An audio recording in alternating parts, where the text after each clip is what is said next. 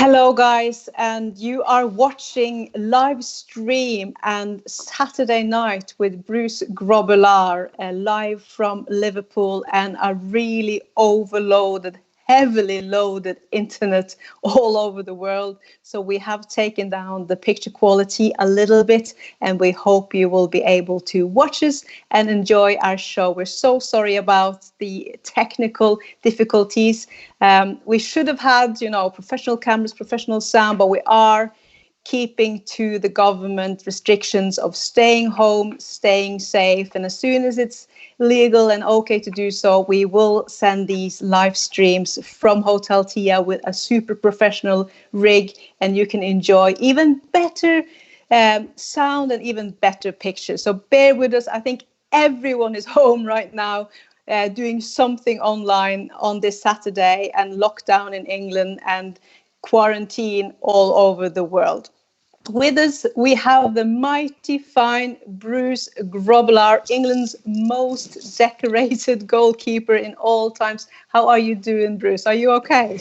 I'm okay. This modern technology, you can break it down, but when there are so many pictures, it just overwhelms everything.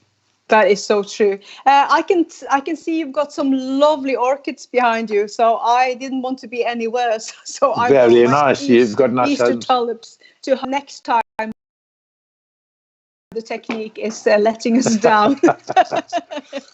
Cheers to that. I hope everyone's got something nice in the glass. What are you having over there? I'm having a little bit of the Jungle Man gin and a little ginger beer. Yes, and a beautiful, nice taste to this refreshing Saturday evening home. Live streaming Hotel Tier, food banks, and ex-professionals. That's right, because we are doing this stream now to support all the ex-players who've lost basically all their job with no football. We're also doing this to support Hotel Tia.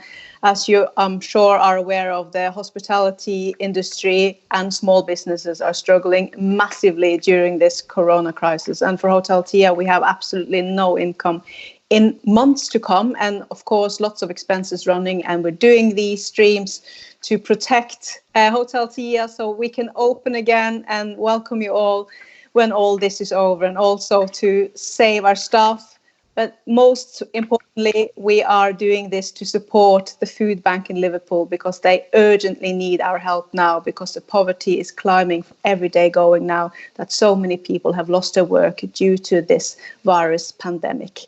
So thank you all for watching, and thank you for donating. You can do so through PayPal, or you can do so through Vips.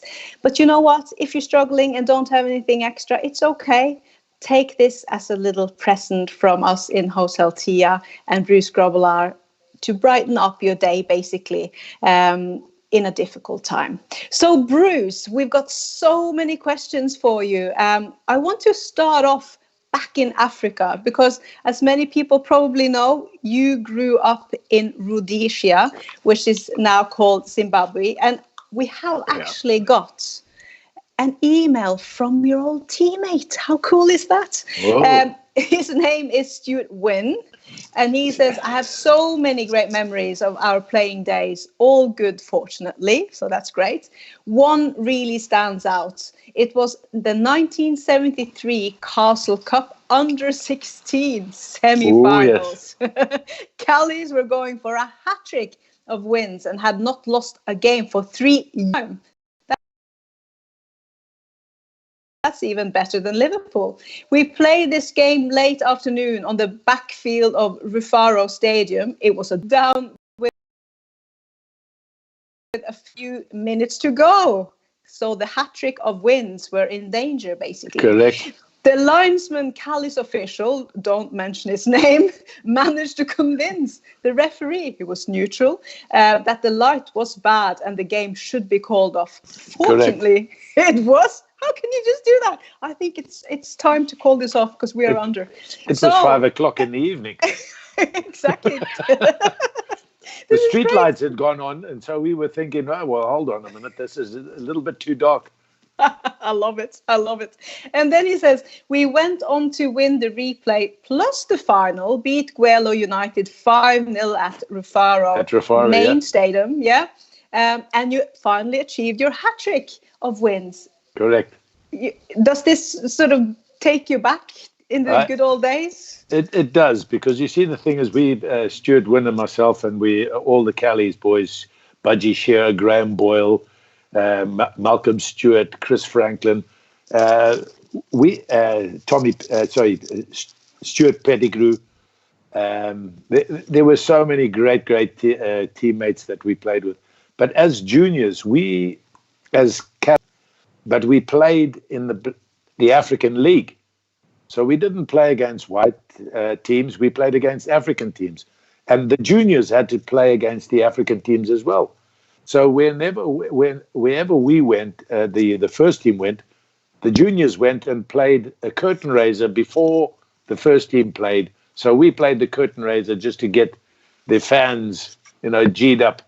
And so we went to all these places. But this particular one at Rufaro Stadium, it was the semi-final of the Castle Cup, and we weren't allowed to play in the main bowl. Next door to the stadium. And yes, Dick Blackley was the official who convinced the referee that it was getting too dark, and he agreed. And so the next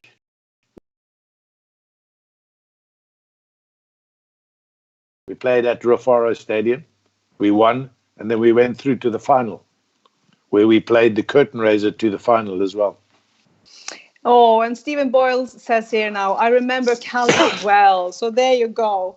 But Stuart also says, maybe you could also mention a bit about some of the townships. Scary, yeah. Yes. Now, Salisbury was the capital, is now called Harare. And in Salisbury, there was an African township called Harare. So they just changed Salisbury to Harare when they took over. So Harare, we had to go to Gwanzura Stadium. Now, Gwanzura Stadium was oh my goodness, it's not the nicest place that you'd ever want to play. And we played against Dynamos one day, and we played in the second team, and one of the, Stuart Pettigrew got tackled by John Gurazza from Chibuku, and he got stuck underneath the chicken fence that held, to keep the fans away from the field. And this little Stuart Pettigrew was stuck underneath it. And Tommy Pettigrew ran from the one side open, lifted it up, pulled him aside, and looked at John Gurazza, and he just piled into him with the punches.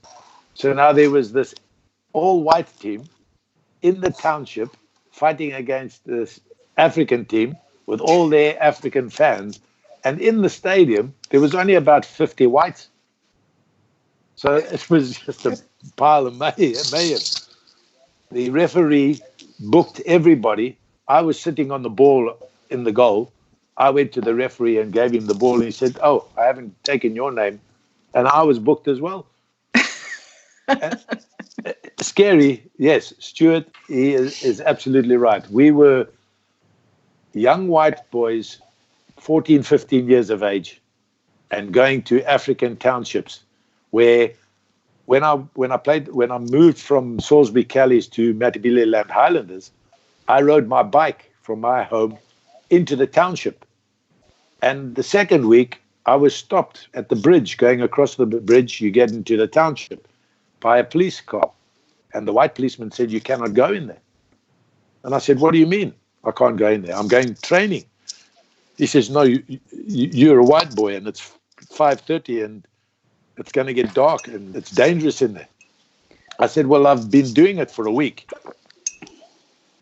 So where were you last week?" So he said, "Well, I'll follow you." So when he came across the bridge and started following me, I was on my bike. All the little Africans running with me cycling, shouting, "Ah, jungle man, jungle man." He turned his car around and went home. And I went training. So that's why you named your gin Jungle Man, and of course your book that you wrote last year with me, which was a great honor, Life in the Jungle. So the Jungle Man, who gave that to you first? Was it the kids in the township, or did it come before then? It came before that because I played for Salisbury Callies against Matabeleland Highlanders in the BA Rose Bowl semi-final. And we played at Barberfields. Sorry, no, it was the quarterfinal. That's quarterfinal. And we beat them 3-1 in the rain. And they looked, and after that game, they said, "Oh, this is not a white boy. This is a black boy in a white man's skin." And they called me Jungle Man. I left. 2 weeks later, I went down with my mother because I was going down there my mother was moving. And that is the time where I left Salisbury Callies. Salisbury Callies loaned me to Matabeleland Highlanders. So that nickname was 2 weeks before when I played for Salisbury Callies. They gave me Jungle Man. And now Jungle Man has come to Matabeleland Highlanders, the team that we beat, and I played for them for the rest of the season. And you had quite a different sort of warm-up to the matches when you played in Africa compared to when you were playing for Liverpool. Tell us about some of this exotic sort of preparations, match preparations. It was more than eating steak and potatoes. No, it was more than yeah. My debut for Matabeleland Highlanders wasn't the normal, where you go to the stadium and you meet the players. I was told to meet all the players by the post office, the house next to the post office, in a little township called Mpopoma, next to Mzilikazi, where Barberfields, the stadium was. So I get there and I walk through the front gate and I look left and there's 5 of the players standing around a big oak tree, completely naked. So I went to the front door, put my bike on the side. I was met by the manager, Silas Ndlovu, who said, "This is your bench." It took me into the house and the lounge. "This is your chair. Take your clothes off and get out by the tree." So I had to get my clothes off and go stand by the tree, completely naked. And then when all the team were around the tree, the witch doctor came out and started putting all his muti on us. And then we got our kit on, went to the stadium, and that was our preparation. We didn't have a warm-up, a little bit 5-10 minute warm-up. And then we proceeded to play the game. We won 3-1. And the witch doctor was the hero. I love it. And talking about witch doctors, we have to bring this up because one of the favorite stories of this lad called Andreas Buen, who's just wrote here to me, not many stories top your story, Bruce, about urine and the pole goals at Anfield. Tell us what on earth have happened there with urine and the goals at Anfield and you. Well, playing in Africa with the witch doctors and everything, I knew the psyche of the African players. Now, if you go and ask anybody, if you go and sit down with probably Sadio Mane, he'll probably tell you that when you play in the African bushes, far back, you will get some kind of witch doctor where this person will do something to the posts and everything. So when I had my testimonial in 1992, I had a witch doctor come over because I was sponsored by Zambezi Lager.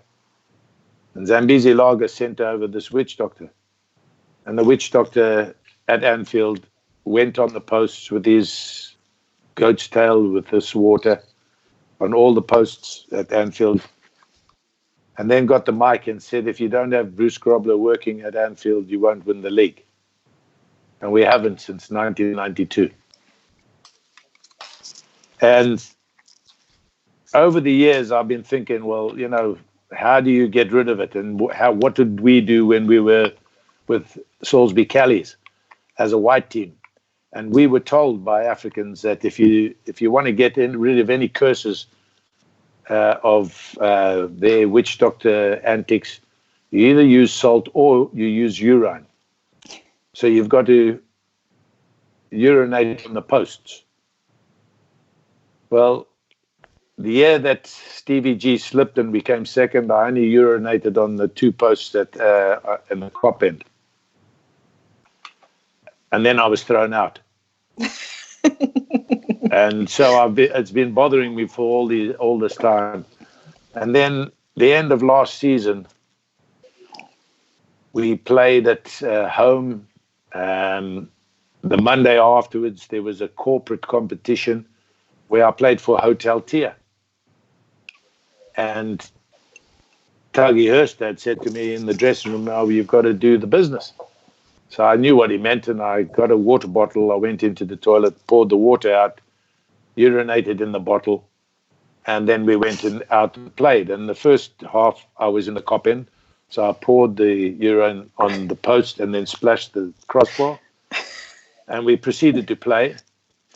And then one of the players, about 15 minutes into the game, because it was only a 20-minute each way, 15 minutes, after 15 minutes, their opposition get a corner, and this Norwegian fella, he comes in there, he grabs the bottle, and he wants to now have a drink because he's thirsty. And I went, whoa, leave it alone.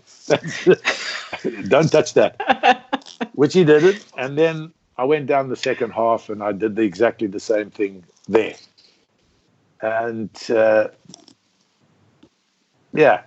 we haven't had a bad run in the league because we haven't been beaten at Anfield in the league since I've done that. Well, so I have to just say thank you very much. Well, we have been beaten in the Champions League, so that is the thing. When you think about the witch doctor, what he said, you won't win the league. I'll hold it to that. And we haven't lost in the league up to now at Anfield this season. Well, I just have to say you must have the most magical urine in Liverpool. So I thank you for that. Those golden drops, you can urinate anytime you like on those poles, if that's the effect of it all. Ragnhild, I've been trying to find the witch doctor that actually did the curse anyway in Africa. I've had people trying to locate him without any success. So I'm not too sure if he's still alive today, because I would love to invite him back. That would be nice. To apologize. Yeah, 30 years is a long time, so that witch doctor has a little bit to answer for. Yeah. Before we leave Africa, we have one more message from Africa. I do recommend everyone to read Bruce's book, Life in the Jungle, because that will tell the story about you and the war, which is a tough story to read. It's pretty heavy, and it just explains a lot about how your mental strength has probably come through from what you had to do as a teenager. But before we leave Africa, there's a message here from Ashley Fraser Evans from South Africa. Well, he's based in South Africa, and he says, "Jungle Man, of all your travels through South Africa, Zimbabwe, and Zambia, tell us one of your funniest / most scary stories on your travels in Africa." Oh, jeepers. Going through Africa with Ashley Fraser Evans and the malaria control system, we were going through all those SADC countries to make an awareness of what malaria is. And Ashley was selling the larvicide, which actually kills the larvae and destroys the pupa and everything. So this one particular trip, we had to go through to Zimbabwe, where we had another mate living in Kariba, Rory Duncan. And so we get to Rory's place, and then we're there at night. But yet you have to stand on the table to get the signal. Now, when you stand on the table, all the animals are around you. And where the table is to the house, it's probably about 50 yards to get downhill. And you had to do this to get the signal for your phone. And the one particular evening, I heard a little bit of a scurry to the top of the hill, and then I thought nothing of it. Finished off with my phone call, went into the house, and the next day, Rory comes out and he says, "Oh, there's been some hyena around here, so you were very lucky last night because you were standing on top of this table. Because if you weren't standing on the table, they would have attacked you." So that was that. We went through to Zambia, and on the way back, we're not going on the toll roads. We're going on the old roads that the pioneers made early days. Why? Because Ashley's father said, "I don't want to pay the toll," so we went on these old roads. And we get to this farming area, and we poof, and we see the front of the motor car getting all the steam and everything. So, of course, the radiator is something wrong with the radiator. So I ring my cousin, Archie, who's now at a party with all his Air Force buddies. And I said to him, "Listen, there's something wrong with the vehicle." He said, "What kind of vehicle?" I said, "It's a Ford." What's wrong with it?" "Well, looks like the radiator." He says, "Slowly open the cap. Have you got any water?" So I looked around and I said, "No." There were three of us. "You got no water?" "No." He said, "Well, you need water." I said, "What for?" He said, to top up the radiator. So I said, "Well, there's no water around unless we stop someone." Well, nobody came.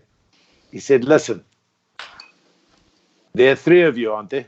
I said, "Yes." He said, "Take it in turns and pee in the radiator, just to get some liquid in the radiator." Which then we started the thing, and we could drive. And we drove for 150 miles to the carousel where Archie said he was going to meet us. And they came with a low loader, which means you drive your front wheels onto this thing, they hitch it up, and then they tow you away. So we're in the back of the low loader, and we are there, but they've got cases of beer. So now we're going on the motorway with the cases of beer. We're getting drunk on the motorway. And the scariest thing, you get stopped by the police. And there's 7 guys in the low loader, 2 in the vehicle, and he's asking who's driving the car behind us. The place where we got picked up was just next to a township. And had we not got Archie to come pick us up, we would have maybe not been here today. And that's 3 of us, Ashley's father and myself. Wow. So we can thank my cousin Archie and all his mates to come and pick us up. And Ashley, that was probably one of the funniest and scariest times in Africa. But I think Ashley will probably say the one in Kitwe was probably the worst. Let's leave Africa for now. Thanks for all the great questions from Africa, guys, and move over to when you signed for Liverpool. It was a dream all the way back from when you were in the army, wasn't it? Yeah, it was in 1976, late 76. I was sitting in the Vumba in the Vumba area. No, it was the Katir State, which was the Hondi Valley, and we were sitting at the Tea Estates offices, and we were having our dinner. It's around about 3:00 in the afternoon, and we were waiting for last light, where we were going to go into our position for an ambush. And I looked at Stooge, who was about 10 meters away, and then the other guys were 20 and 30 meters away. And I just blurted out, I said, listen, if I get out of this war, maybe one day I'd love to play for Liverpool. And Stooge turns around and he said, are you kidding me? We're going for an ambush tonight, and there's 1 in 3 chance one of us are going to get shot. Well, we go into ambush. Stooge got shot, but he's okay. Don't get me wrong. He's okay today, and he's my best mate from the army, and I'm his eldest daughter's godchild. So it took me a long time from there to get where I was, and to make a dream come true is something that any footballer will tell you. If you have a dream to play for a club and you actually get there, the greatest feeling that you have is when you go out onto the pitch for the first time. And the time that I went out onto the pitch for the very first time was Steve Iwer's testimonial, and I played the last half an hour, which was one of the proudest moments of my life. But the biggest moment of my life at Anfield is actually signing for Liverpool. And a long way, long time to get there. And you had to take over and fill some great shoes, or let's say gloves, fill some big gloves from Ray Clemence, who left so suddenly. You were supposed to be learning a lot more under him before he left, but you were thrown in the deep end. How was that? I took over from probably the best keeper in the world at the time.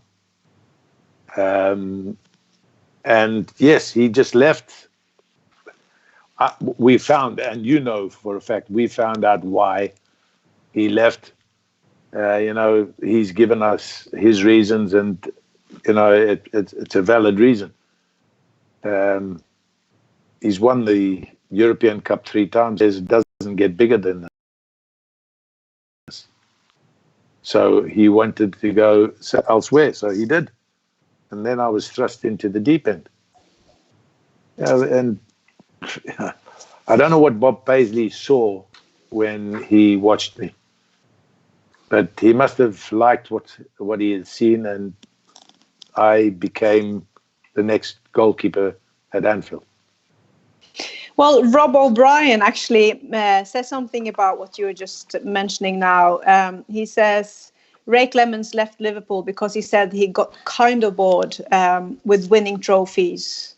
Well, what he has said to me on many occasions when he's been doing his brilliant talks at Hotel Tia on our pre-match talks, he said that he just didn't feel anything after the 3rd European Cup victory. He just sat in the dressing room and felt nothing.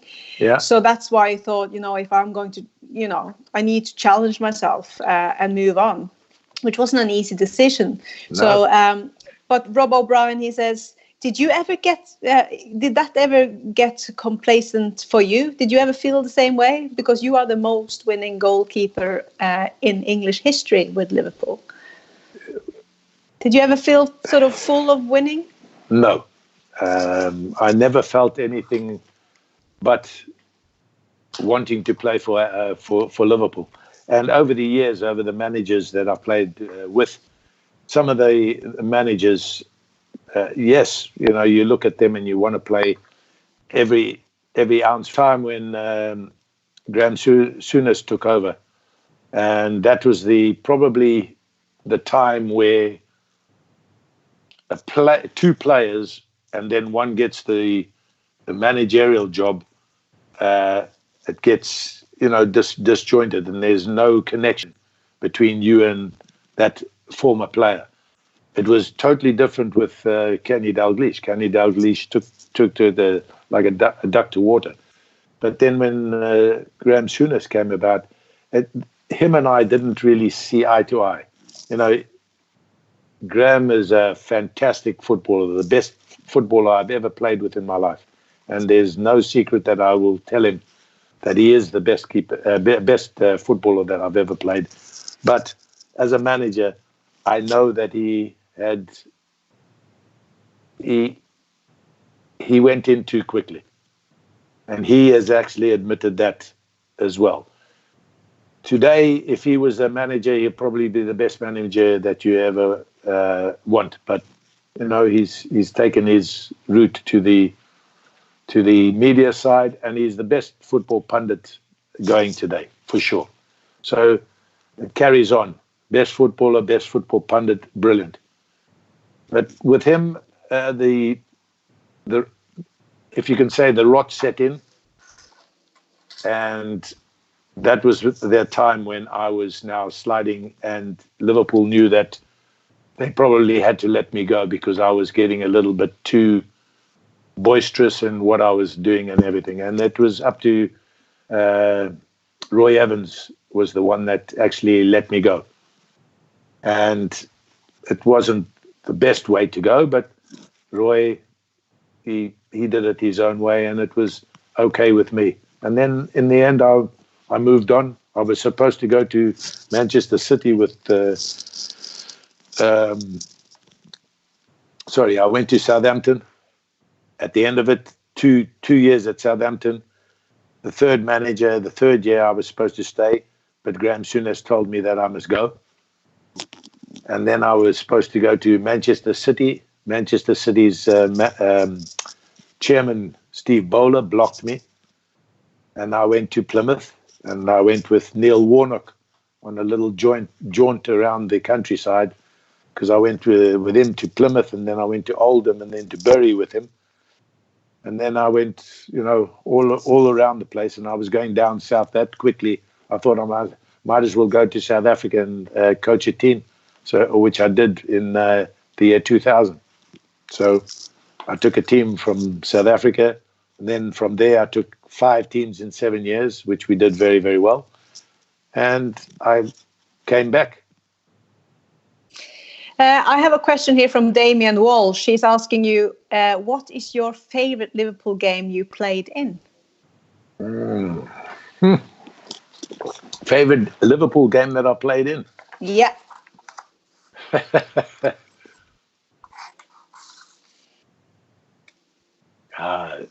You get so many great games that you play in, like the team that beat Nottingham Forest 5-0. That was a brilliant game. Everton 3-2 with McCall scoring 2 of their goals. 3-1 against Everton at Wembley again. There's so many. But Arsenal, my debut at Anfield against Arsenal, 3-1. I could go to Wolves away when we lost. My debut, 1-0.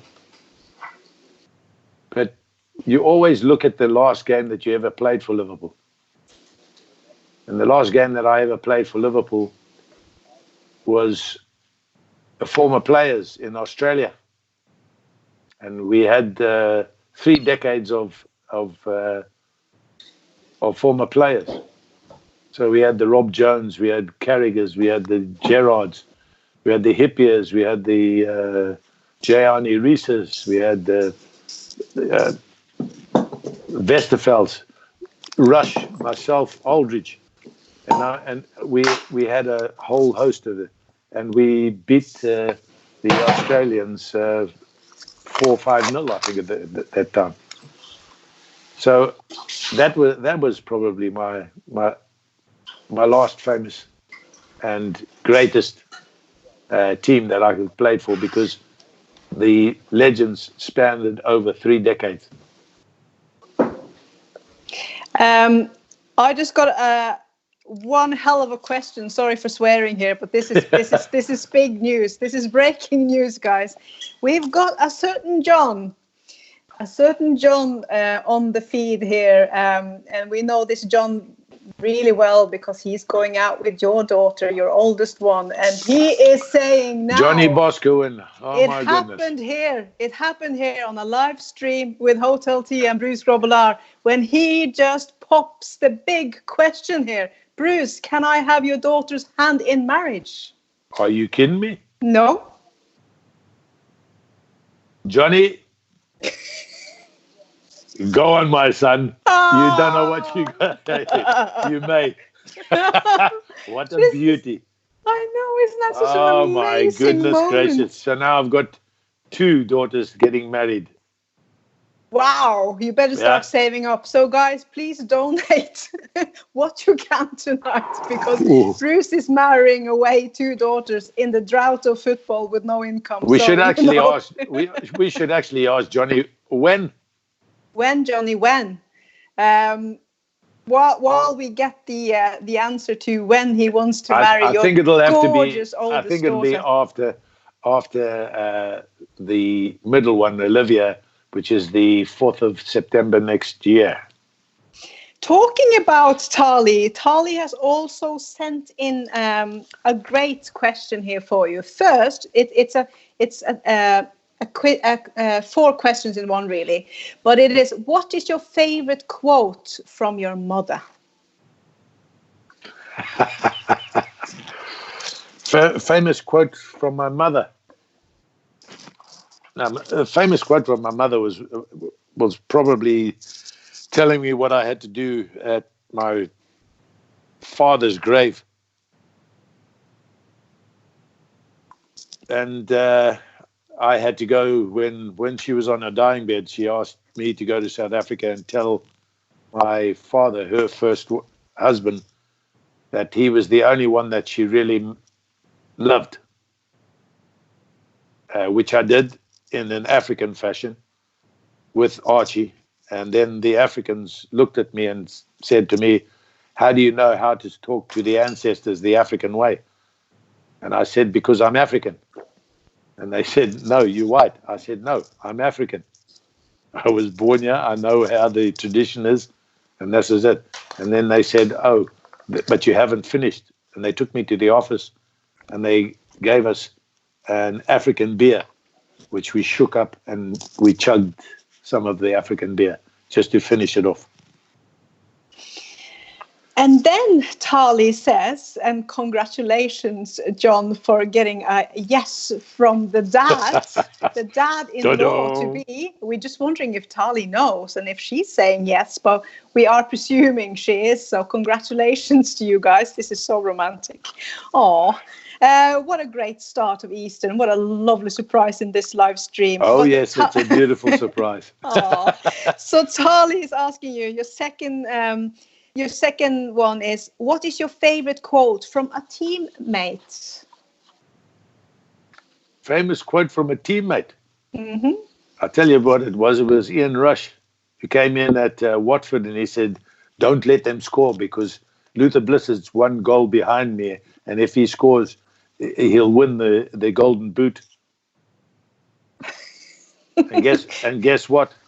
Luther Blissard scored and yeah, he won the Golden Boot. Oh dear. And after having such a great record, you let that goal in. How could you? Well, hey, listen, they had a certain John Barnes that tore us to pieces and just gave it to Luther Blissard on a plate. Well, so we can't blame you, can we? And then Tali's asking you, what is your favorite quote from a manager?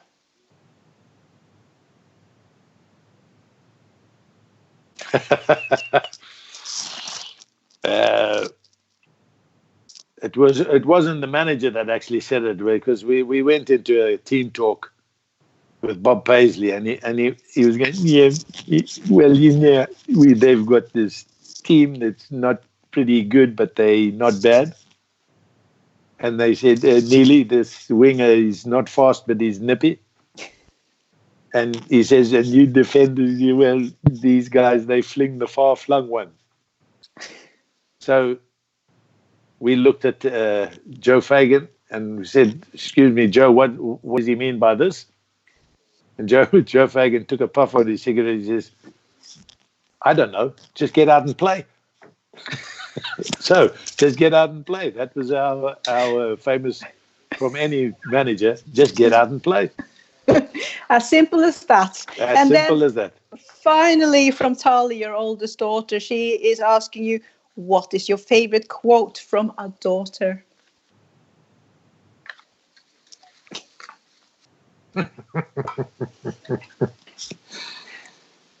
Famous quote from a daughter. Well, I can't really tell because I'm not the one to say. She's the one that she should be saying it. But do you think you know what she's got in mind?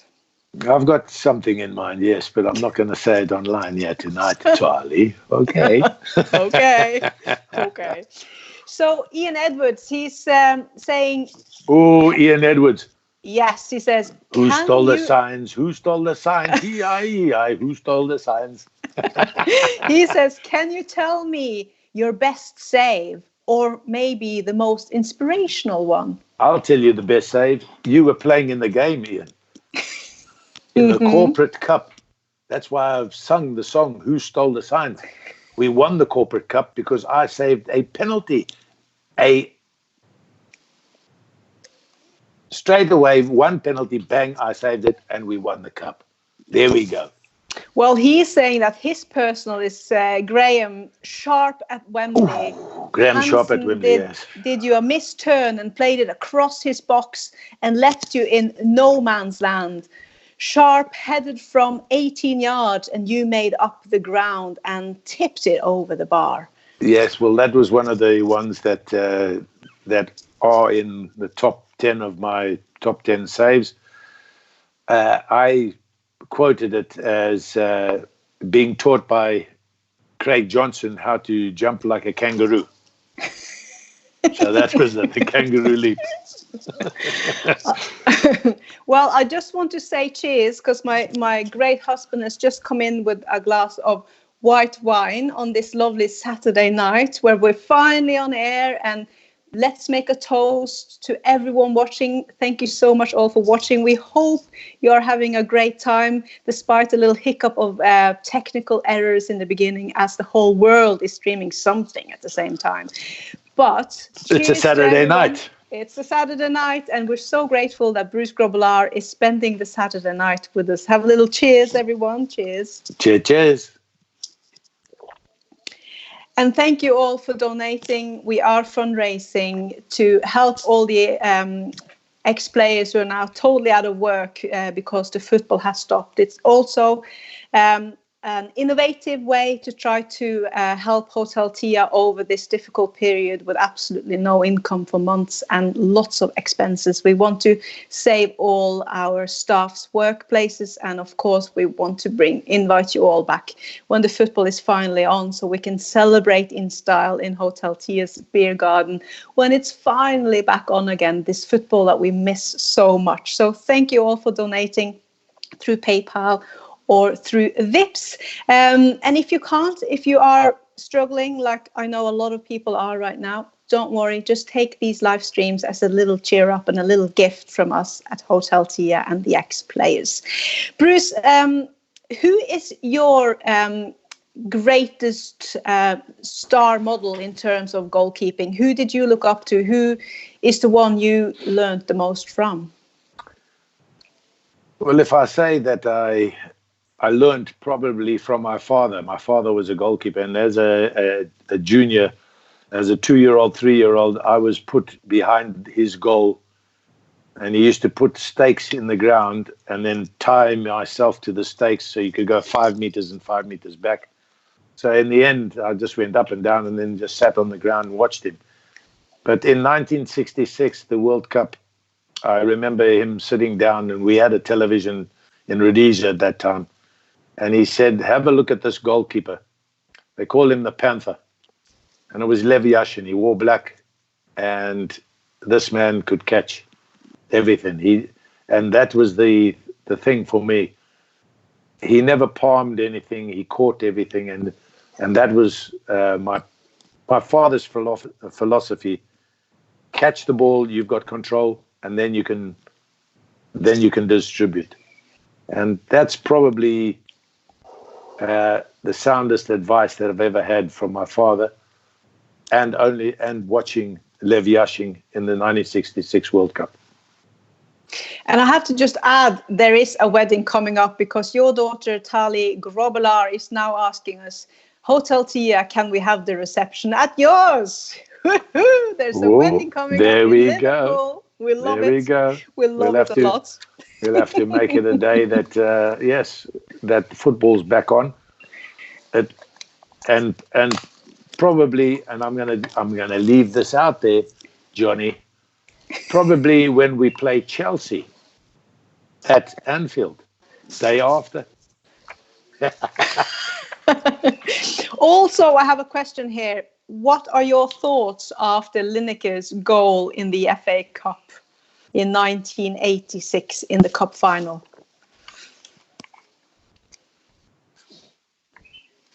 Well, he scored first, and then we went on to win. 1986. It was a dramatic one because you saved first. I saved it first, and Alan Hansen couldn't get back with it to get it round. Yeah. Again, there was a mistake by a goalkeeper where I could have parried it wide, but I made the stop and it came back toward him, and that was a mistake by a goalkeeper.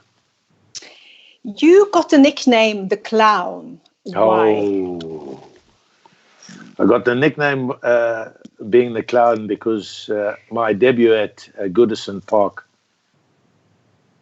we came out, I made a mistake for the first goal. We were 1-1 at halftime, and then as I was walking off, as I came back on the field in the second half, I was met with 3 people dressed as jesters. And they gave me a picture of a clown's face, and it had written on it, Bruce is a clown. So I took the face and I put it toward the Gladys Street and went in goal.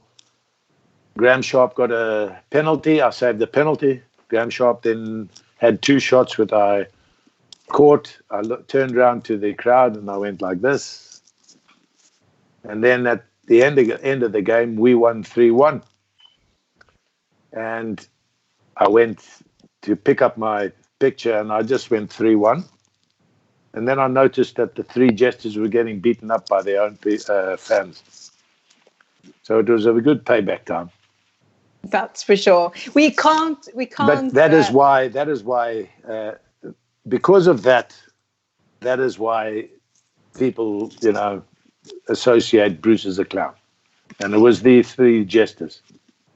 Bruce, you won so much with Liverpool, but we can't have a live stream with you from Hotel Tia without going to Rome. Oh my goodness! I know you can't stand up now, probably, and do your and do your legs, but can you take us back to Rome in 1984, please? Yeah, well, in 1984, we played a brilliant game. Phil Neal scored with the ball ricocheting off his right shin into the back of the net. And Bruno Conti then came down the left side, turned Mark Lawrenson inside out, curled a right foot cross.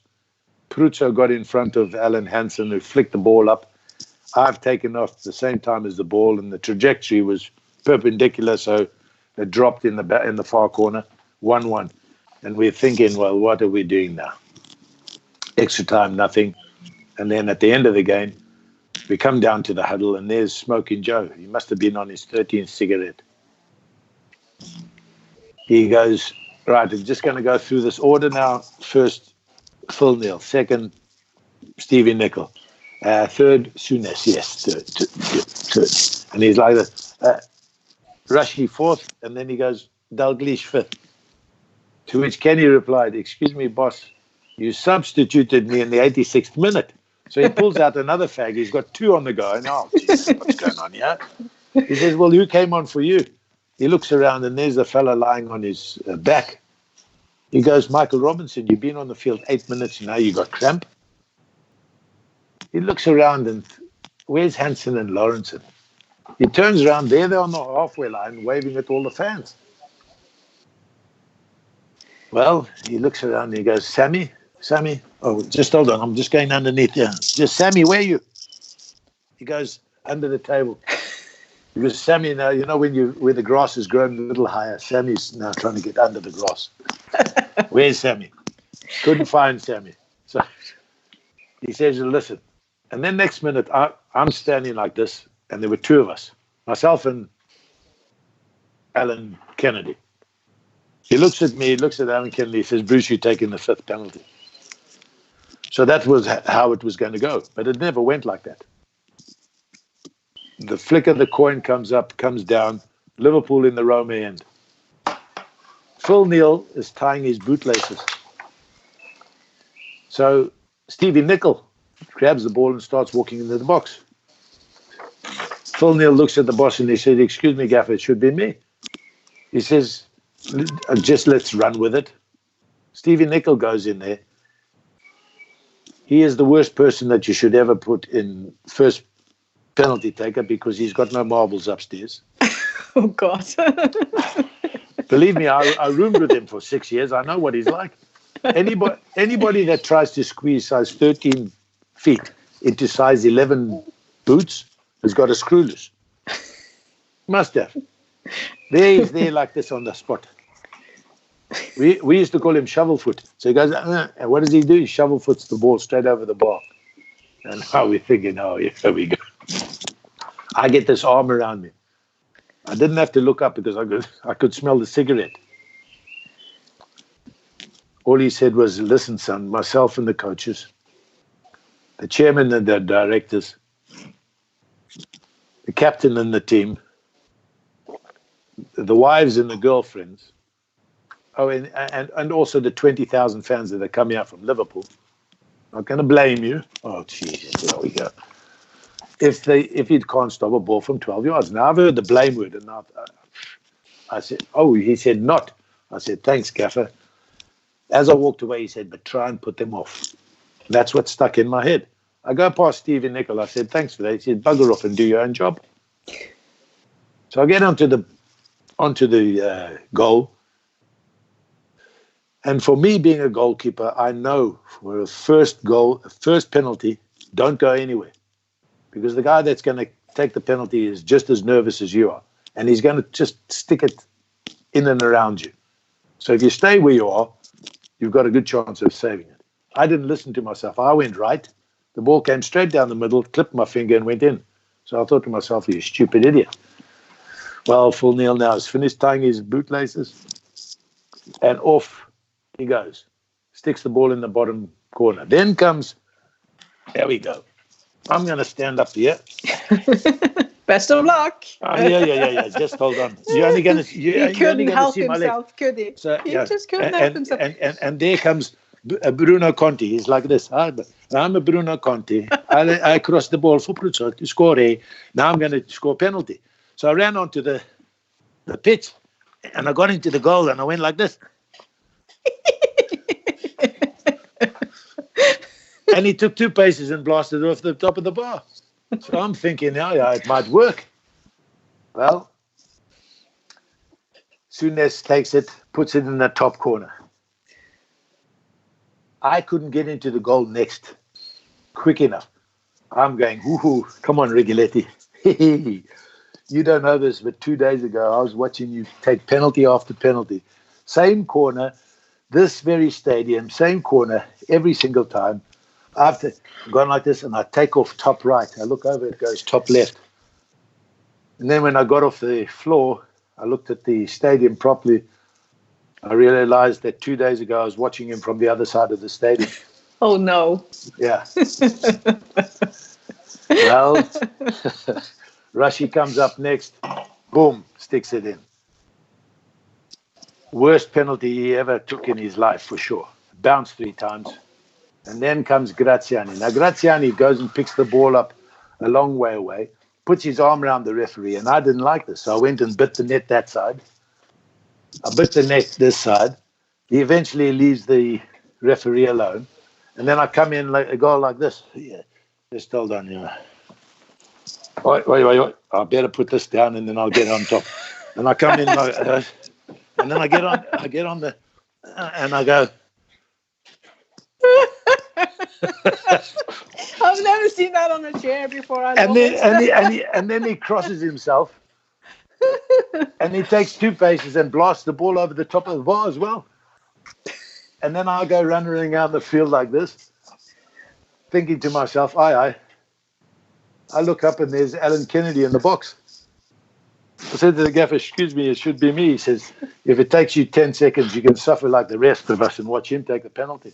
And AK always tells us, I know where I'm going to put it. And where did he put it? I'm going to put it bottom right. He went and hit it top left. Alan Kennedy is the only player that has had 2 mishits and won us 2 European Cups. I love it. Thank you for that. I will never forget you climbing up on that chair. Just that was an all-time high. I should have some more jungle gin. I know, you definitely should have one for the other leg. No, actually, you should have one for the spaghetti legs. And by the way, Tali has said yes, it is going to be a marriage. So congratulations, Dad. Oh, here we go. He's a top lad. He is. So, and she's a top lady too. So this will be a fine marriage. I can't wait for that party at Hotel Tia. Now a question. We are coming towards the end, and apologize again for the bad picture quality. It is basically the fact that the whole world is online and pushing the speed and the internet quality. So we are breaking the internet basically. But we're breaking the internet barrier here with the Hotel Tia live stream. Yes, and it's so much fun listening to you. And now a question to your number 1 fan, and I know he is your number 1 fan because we visited him when we were writing your book, and the scrapbooks this man has, Terence and the Peake. the picture collection he has is just unbelievable. This is Terence McPeak, and he is saying the following to you. After following your career closely since you arrived in England, and that's for sure, I have so many memorable moments to look back on of your time at Anfield. What is your most memorable moment during your time at the club? Take care and stay safe at this time. Best wishes, and you never walk alone, from Terence. Well, Terence, I'm going to tell you something now that, I never knew that being at one club or at Liverpool for so long, I could actually have a moment that I cherish. But I'm going to tell you one, Terence. It's coming there to your place with Ragnhild to get some of the material that we needed for the book. For that, I thank you 100%. And please, if you're ever in the area and when we get out of this coronavirus, please look me up, come down to Hotel Tia, and we'll have a beer together. Oh, that's so nice. Before we wrap up tonight, Bruce, you need to tell us a couple of crazy banter stories, because you've had so many wild stories with your teammates. You were grounding yourselves with some serious banter. What's one of your favorite ones? Because you were king of banter yourself. What's your favorite one that you did on your teammates or manager? It happened it was Joe Fagan, and we had just been to the Costa del Sol. We played Benfica.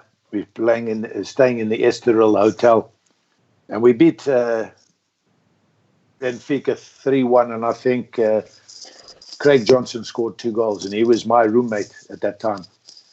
And the next morning we woke up and we were in this beautiful grand hotel, and beautiful windows that opened up. You had about a 2.5 foot ledge that you could crawl around if you wanted to. And I went out onto the ledge and crawled around to the top and knocked on the window of Jimmy Beglin. And he looked at the door and went to the door to open so I went round to the front the other window and knocked on the window, and then he came to open the window, but if he had opened it up, he would have knocked me off. So I had to get back. And then he was saying, "Hey, what are you doing on the ledge?" I said, "Listen, you've got the newspaper. Craig wants to read it. Could you give it to me?" So he gives it to me. I put it in my mouth. I crawled all the way back. And we were sitting on the ledge. Now, we knew that he was going to go and tell the coaching staff. So we heard the door, someone trying to get in. And we knew that we're not going to open it up, but we knew that if he goes downstairs, he's going to get the key and he's going to come up again. Sure enough, we like this. He first, before he goes downstairs, he goes to the other bedroom, looks across the eye, he says, "What are you doing?" This is Roy Evans. "What are you doing? Get off the ledge." I said, "Don't worry, we're having a good time reading newspapers up here. We're on the 3rd floor." Well, he goes downstairs. I said to Craig, "Come on, let's go." So we went out of the room to the one side. There's a service lift. Went down the service lift into the kitchen, grabbed a bottle of tomato sauce, went round to the side underneath our window like this. "Craig, you lie there. Put the tomato sauce around the head." I put like the tomato sauce and I was like this, right? They came out, looked over the ledge. They saw us, and then there was mayhem. Oh, my goodness, everybody. In 1 minute, everybody comes downstairs. And as soon as they got there, I shouted to Craig, "Right, we can get up." So we went, boom, "How are you doing, lads?" Like this. Joe Fagan, he fined us 2 weeks' wages, and we had to give it to his charity. Well, I hope you taking the mickey out of the coaching staff. I hope you picked a good charity, and I'm sure you did. Yes, we did. Talking about charity, we are fundraising tonight for the food bank in Liverpool. So if you want to donate anything from £1 to whatever you choose for your online ticket tonight, feel free to do so on PayPal or on Vipps if you are from Norway. This is a bit of a random question, but it is totally on its place. If we're looking into the future now, and we have a new transfer window coming up, and we have people coming back on loan, and a certain Karius is one of them. And Kenneth Bonsak from Norway is asking the following question: do you think Karius have a future in Liverpool? I thought he might have had a chance at Liverpool. Oh, yes, of course, he's gone out. He's at Besiktas. He's had a few ups and downs in Besiktas, but when you have a look where Besiktas has been, before he went there to now, Besiktas is on a higher level. So you cannot take away his potential as a goalkeeper. I believe that he never got the right the right grooming at Liverpool. Nobody put his arm around him when he made those 2 very big mistakes to say, "Listen, come on, let's go." I believe that, and I still believe it today, that if I had him as me as a coach, he would be much better today, because something you can get through to players like this. Karius, for me, will be a good goalkeeper in the future, and wherever he goes, I wish him all the very, very best. Before we finish, Bruce, what is Liverpool Football Club for you today? What does it mean for you? Liverpool Football Club has always been a family. Once you've signed with Liverpool, and it's true what the quote says, we are a family, we're not a team. We have a home, not a stadium. We have anthems, not songs. It started with Shankly, Paisley, Fagan, Dalglish, and continued through ups and downs until we've got this, I'd say, Shankly reincarnated in a German body. And that is Klopp. Now, what he said 5 years ago, or 4 years ago? 4 years ago. 4 years ago is exactly what he's delivered up to now. He's won the Continental treble. First time a team has ever done it, and we have done it.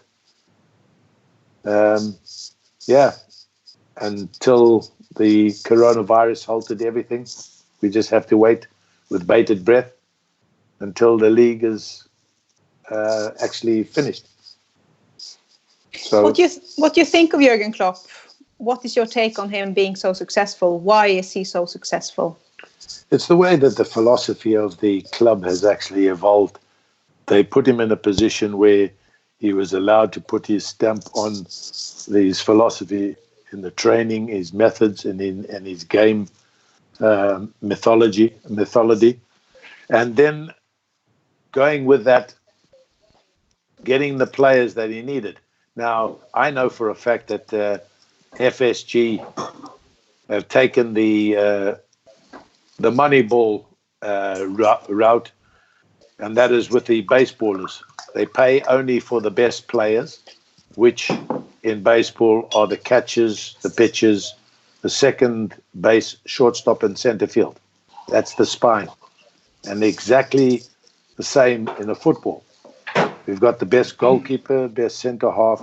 We've got arguably some of the best midfielders in the world today, plus the front three straight up the middle are superb. So we've got a hell of a spine at Anfield.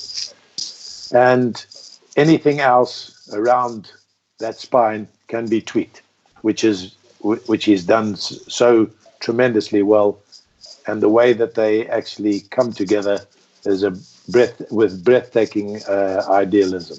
So it's a brilliant way for Liverpool fans to actually have a look at how the philosophy is working again with Liverpool. Bruce, before we finish off, I just want to say thank you to everyone who's been watching tonight. And for those late bloomers who came in late in the show, it is worth to go back to YouTube and our YouTube channel and see the whole program back there, because it's got even better quality than Facebook at the moment. So if you want to see the whole show, go to Hotel Tia's YouTube channel and have a look, because we've had a blast tonight. I hope you have too. Thank you all so much for being here and spending this Saturday with us and donating for good causes. And we are going to be back on Thursday. We will stay clear of Saturdays, because obviously that's when everyone's on the internet at the same time. So this first Thursday coming up, we will be back at 7 p.m. UK time with a new exciting Liverpool legend. I'm not going to reveal it right yet, but please follow our Facebook page, Hotel Tia's Facebook page, and we will let you know very soon who the next person up is. And thank you all for sharing questions with us tonight. It's been great. I mean, we even had a proposal. Well, that's better can it get? That's it. You know, you come on this little live stream, and then I get surprised with another wedding from one of the family members. Whee! It's great. I absolutely love it. Oh my goodness, here we go. Before we wrap up, I also want to thank so much Paul Furlong from Opus Media, who's been battling this hard condition to surf through with the internet basically breaking, with the whole world staying inside on their devices. So Paul, thank you. You've been a champion, and he's been working all day to try to sort of get us on air live, and we can't thank him enough. And we're really, really, really happy he's backing us up technically, and he will do so also when we are allowed to leave our houses. We will go into a full camera production and do a professional rig. But you know, sometimes it's nice just to come home to you, Bruce, instead, and see your orchids. I love your orchids. Oh, thank you very much indeed. They were a gift from Janne. From Janne. So yes. best regards to Jan as well, who is watching tonight. How do you like moving back to Liverpool? What is it like to be back in Wilton and Liverpool? Well, listen, after being away in Canada for 10 years, best part of 10 years, coming back to the Northwest, I lived up in Ash Vegas first, Ashton and Makerfield, and then I decided that I needed to get a place of my own. So I found this little cottage, which it's lovely, it's fantastic. The village has got everything that I need. Got great neighbours. Now we've got our 2-meter pub for the coronavirus, and yes. Tell us about the 2-meter pub. We don't know about the 2-meter pub. It's because of social distancing. My neighbour, he just texted me and he said, "Listen, you meet up at the top of the garden for a pint." I'll bring the beer, so I took the scotch. So we went up there. I had a couple of beers and I poured him a couple of scotches. And then I haven't seen him for a week because his wife said that since the Scotch episode, we did flatten 3/4 of a bottle. Oh dear! But then we've both got to come down 20 foot, because that's if you have a look at a 2-story house, well, that's the height that you got to climb to the back of to our 2-meter pub, because that's how high the garden is. So last night I said, no, we'll take a scotch, but only 2, and that's what we did. Now he's put a table that is 2.5 meters. Long. He got the middle bit, and he's nailed it in, and he's put some pegs, and so table end on his and a table end for me. And so we've got our table in between some nice bamboo grass and papyrus and everything. So it looks pretty cool. Well, that's definitely creative during the Corona lockdown. And absolutely. we do know that John Aldrich is waiting for you to go pub crawling as soon as it's safe and legal to do so. Thank you guys, everyone, for watching today. But most of all, thank you, Bruce, for all your incredible stories. We can listen to you all night. And, feel free, guys, to watch this back and see the whole show again. And again, apologize for the quality, because it is such high traffic on the internet right now worldwide. So the last thing I would like to do, my name is Ragnhild Lund Ansnes, or Ragnhild, or 1-0, or whatever you want to call me. I'm one of the co-owners of Hotel Tia and the lucky ghostwriters of Bruce Grobbelaar's book. I hope you have enjoyed our show tonight, and I hope we see you back on Thursday when the internet traffic is a little bit more friendly to stream on. So 7 p.m. on Thursday coming up in the middle of your Easter week. Hope to see you then, and please fire us great questions like tonight. Take care, everyone. Stay in, and please be safe. You'll never walk alone. A final message here there as well. Yes, do yourself justice. Stay in, help the NHS, have another drink in home, and then we shall see you when this coronavirus has subsided.